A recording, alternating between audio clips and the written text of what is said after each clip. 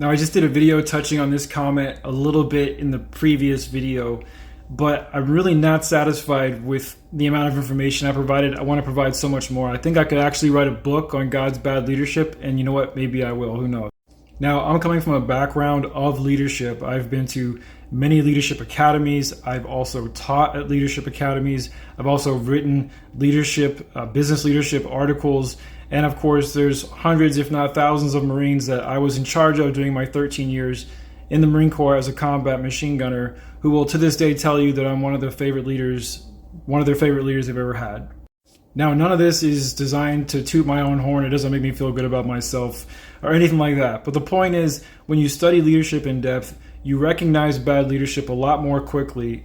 And the more I started to look at the biblical perspective of God through the lens of good and bad leadership, the more I realized that he really is just a terrible leader, and I wouldn't put him in charge of anything if he was one of my Marines.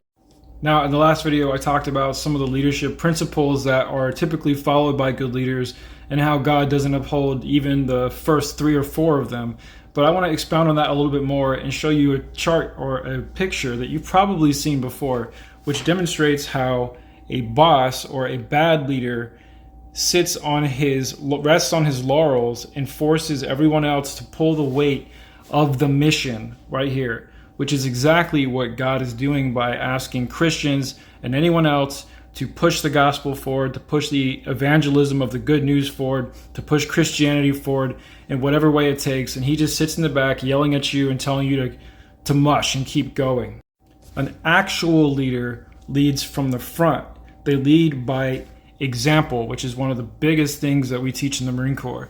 A real leader jumps in and does the work with you and for you and shows you how it's done, and gives motivation and encouragement to everyone else who's trying to follow the path that he is creating by demonstrating how it's done.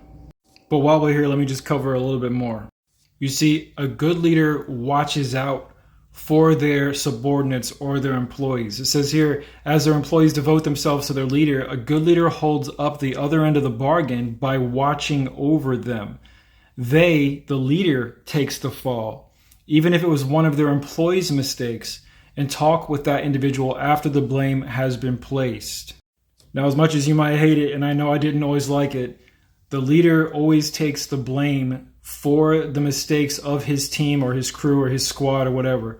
If they fail, their mission fails, if something goes wrong, or even if one of them goes out and gets a DUI on the weekend, the leader is the one who takes responsibility for the inadequacies in that team, not the employees. He takes the blame, he doesn't place the blame. Also, good leaders don't have a sense of entitlement. They don't see themselves as being above the others and looking down on them, and the others need to earn their respect, etc. An undesirable leader will flaunt his success and distance himself from those below him, aka God.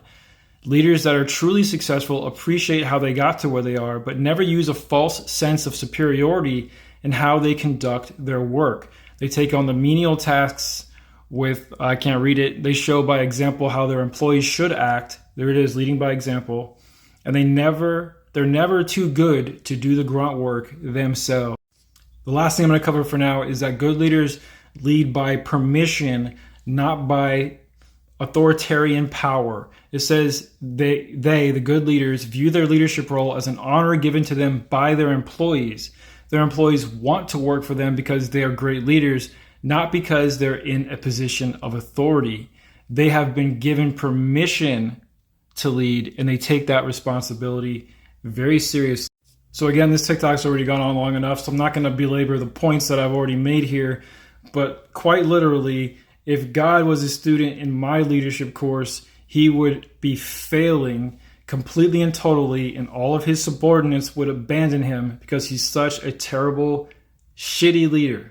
He has an authoritarian grasp where he doesn't ask for permission. He forces his authority on people, and then he rules with fear, guilt, and shame, and he blames you for any inadequacies you have, never taking the blame on himself, even though he's the one who set this whole flawed system up and made you exactly the way you are. Anyway, that's enough for now. Peace.